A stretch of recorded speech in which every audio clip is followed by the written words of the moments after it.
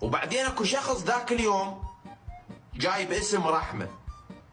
يعني هاي رساله لكل شخص، حتى اصدقائي المقربين. اكو شخص ذاك اليوم منزل وذاكر اسم رحمه، اللي هو ما ادري شنو المقطع. فهاي رسالتي الكل اخواني والكل واحد بالبرنامج. ممنوع واحد يجيب اسم رحمه على لسانه. رحمه زوجتي ورحمه عرضي.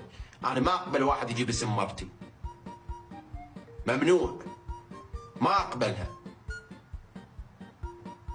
هاي الشغله شغله الشرف. مرتي خاصه بي، ممنوع تجيب اسمها على لسانك على مود تجيب بها مشاهدات. لا تجيب اسمها.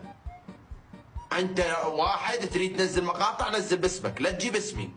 لا تجيب تروح تجيب اسم مرتي وتدخله بالموضوع بالمشاهدات.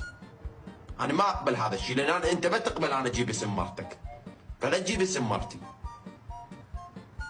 مرتي هاي عرضي، لا حد يجيب اسم مرتي. هي تنزل بحسابها، انا انزل بحسابي، ما يخالف. بس اما شخص ما اعرفه ويجي ينزل ويقول يجيب اسم مرتي، لا ما اقبلها. لانه هو ما يقبل انا اجيب اسم مرته، ولا يقبل يجيب اسم امه. فهذا عرضي. هي مشهوره على عيني وراسي.